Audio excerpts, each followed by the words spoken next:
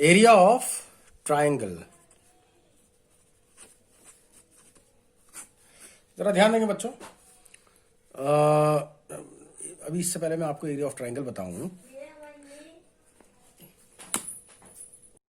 मैं आपको एक रेक्टेंगल के रिगार्डिंग कुछ बात बताऊं कि ये जो कोई भी रेक्टेंगल होता है उसका जो डायगोनल है उससे ये दो ट्राइंगल फॉर्म होते हैं और ये दोनों कॉन्ग्रुएंट होते हैं। जो भी कॉन्ग्रुएंट की प्रॉपर्टी है वो आप लोग चेक कर सकते हो।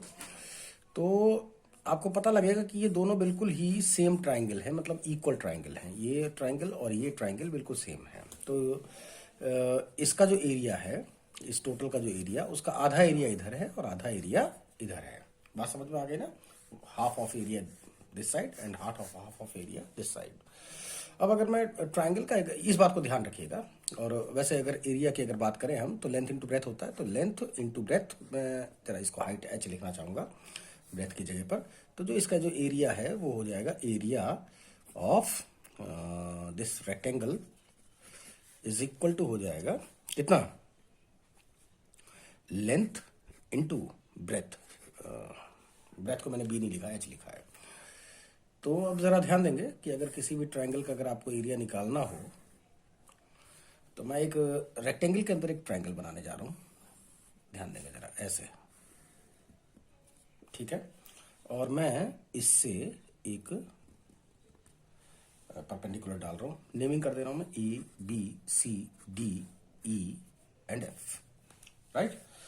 तो अगर आप ध्यान दें तो ये जो हिस्सा है ये एक रेक्टेंगल है और ये जो हिस्सा है ये भी एक रेक्टेंगल है। तो इसका मतलब ये हो गया कि ये एरिया ऊपर की तरफ ध्यान दीजिएगा यहाँ पर, जैसे कि ये जो डायगोनल है वो इस रेक्टेंगल को हाफ हाफ कर रहा है ना। तो इसी तरह से इस रेक्टेंगल का जो ये डायगोनल है वो इस पूरे एरिया को आधा इधर और आधा इधर डिवाइड कर रहा है, ठीक है ना। इसी तरह से जो ये वाला जो रेक्टेंगल आपको दिखाई दे रहा है, इसका ये जो एरिया है वो इस एरिया के एग्जैक्ट इक्वल आ रहा होगा, ठीक।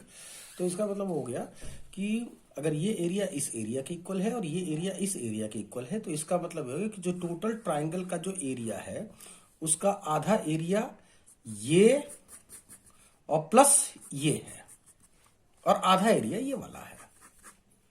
Is that clear? तो इसका मतलब ये है कि जो एरिया ऑफ ट्राइंगल की बात कर रहे हैं हम, triangle A C E must be equal to होना चाहिए half of area of rectangle. Is that clear? तो इसका मतलब हो गया कि हाफ ऑफ, अब इस पूरे रेक्टेंगल का तो हाफ होगा ही ना। ध्यान दीजिए कि आधा एरिया इधर है, आधा एरिया इधर है। तो ये जो आधा एरिया है ये इस आधे एरिया का इक्वल है और ये जो आधा एरिया है वो इस आधे, ये परपेंडिकुलर है। मैं जरा थोड़ा डार्क कर दूं इसे। Is that clear? तो रेक्टेंगल का जो एरिया है वो कितना होगा, मैं अगर इसको L लिख दूं और इसको H लिख दूं लाइक दिस, तो ये कितना होगा, L length into breadth into height. But in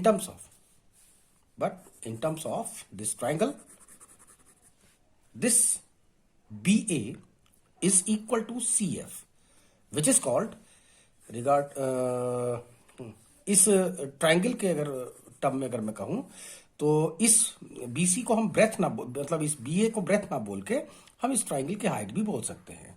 तो ओवरऑल आप क्या लिख सकते हैं, हाफ ऑफ इस लेंथ का, मतलब इस ट्राइंगल की टर्म में हम बोलेंगे इसको बेस, और इस ट्राइंगल की टर्म में हम इस को बोलेंगे हम हाइट, ना कि ब्रेथ, राइट ना। तो इसका मतलब ये हो गया कि बेस इंटू हाइट। लेंथ का मतलब हो गया बेस और हाइट, एच का मतलब हो गया हाइट ऑफ द ट्राइंगल। इसलिए हम half of base into height use करते हैं।